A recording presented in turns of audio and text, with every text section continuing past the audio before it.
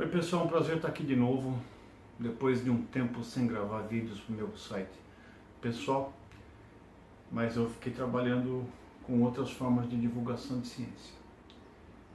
Eu queria recomeçar esse ano discutindo uma questão central do ponto de vista de valores, de economia e, por que não dizer, de princípios, sobre o acesso em escala global aos benefícios da medicina. Bom, acho que a gente pode voltar primeiro para um aspecto central, que é a discussão de uma economista política americana, Elinor Ostrom, que ganhou o Prêmio Nobel de 2009. Infelizmente ela faleceu 3 anos depois, a gente não pôde conversar direito ainda, ela tinha muito para dar. Que ela propõe uma distinção, um novo tipo de produto para o qual o modelo econômico não funciona. Vamos pegar um exemplo. Eu estou vendendo soja, eu estou vendendo carro, estou vendendo aço, eu entrego uma determinada quantidade do produto e recebo em troca dinheiro. Então, na realidade, eu fico sem aquele aço que eu vendi e ganho dinheiro que eu não tinha. E essa troca, que é a base do comércio atual, de todo o sistema econômico, é chamada, você classifica até esses bens vendíveis como commodities. Mas, por exemplo, vamos pegar um exemplo agora, o conhecimento. Eu não tenho muito, estou tentando dividir com vocês. Mas o que eu falar, certo ou errado, permanece comigo. O que vocês quiserem pegar dessa fala para uso de vocês, fica com vocês. Ou seja, eu compartilhei uma coisa, mas eu mantive. E você pegou uma coisa e não tem que pagar nada por ela. Esse sistema de trocas de coisas comuns, como conhecimento, e até aspectos físicos, como ar, por exemplo.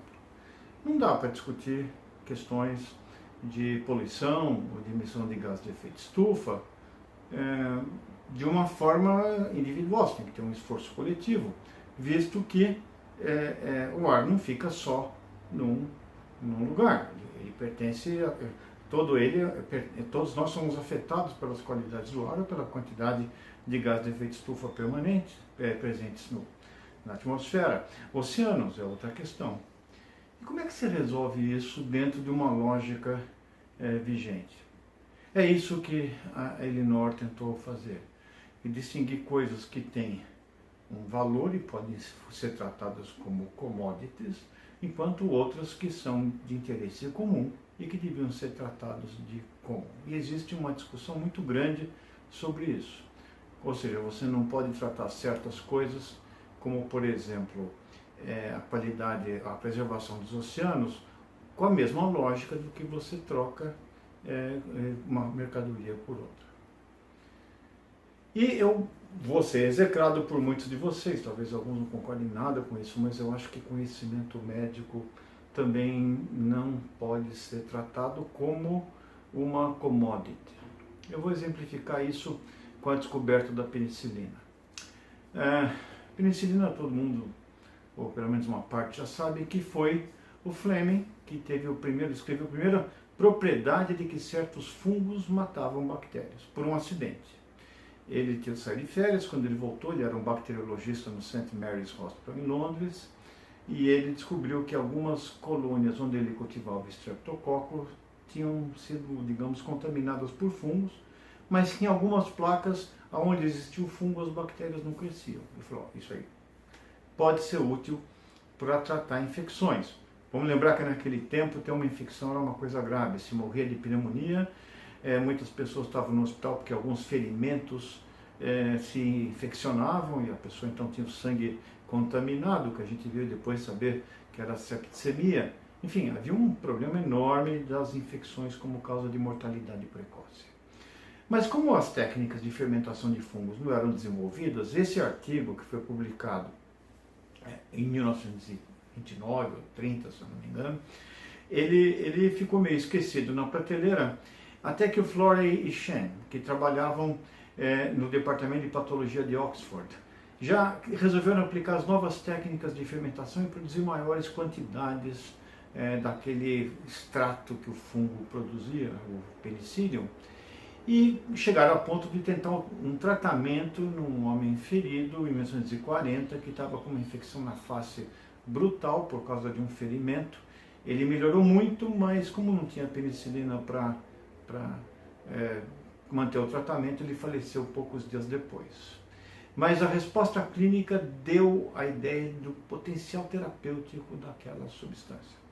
Aí se procurou um monte de laboratórios, não houve interesse imediato naquilo, mas a Segunda Guerra Mundial estava bombando, os Estados Unidos iam entrar na guerra, e lá havia, digamos, um esforço para que os feridos no campo de batalha sobrevivessem. E isso deu um impulso econômico para que se produzisse novos tanques de fermentação, e no dia que os aliados desembarcaram na Europa, no dia D, no desembarque da Normandia, já havia penicilina suficiente para tratar os feridos, e aí começou todo um processo de produção. Bom, o Fleming e o Florence ganharam o Prêmio Nobel de 1945, mas eles não ganharam nada de patentes, porque a questão era outra. A descoberta de uma substância capaz de tratar infecções era um benefício para a humanidade toda. E isso, então, eles trataram a penicilina como um common. Só que hoje não dá mais para fazer isso. O custo de desenvolvimento de medicamentos é enorme. E isso tem aumentado o fosso que separa os países ricos dos países pobres. Uma vez que a maior parte, mais de 80%, dos custos de equipamento médico, dos investimentos em equipamento médico e medicamentos, ela é gasto, esses mais de 80% são gastos em menos de 10 países. E isso está se aplicando para novas áreas, como câncer, como novas técnicas de vacinação. Então nós saímos de uma época onde os remédios tinham o nome de seus descobridores, e hoje não, é um esforço enorme de uma série de laboratórios com um investimento muito alto e que tem que ser recompensado. Bom, o desafio é como é que a gente vai fechar esse buraco, como é que nós vamos poder fazer chegar ao mundo de uma forma mais homogênea os benefícios do avanço médio. E por isso que eu acho que esse é um tema de reflexão para um ano que começa. Como é que a gente faz com que chegue o benefício, chegue a caridade, chegue digamos, a forma de sobreviver de crianças, principalmente no mundo, com a mesma igualdade. Um abraço para vocês e até a próxima. Tudo de bom.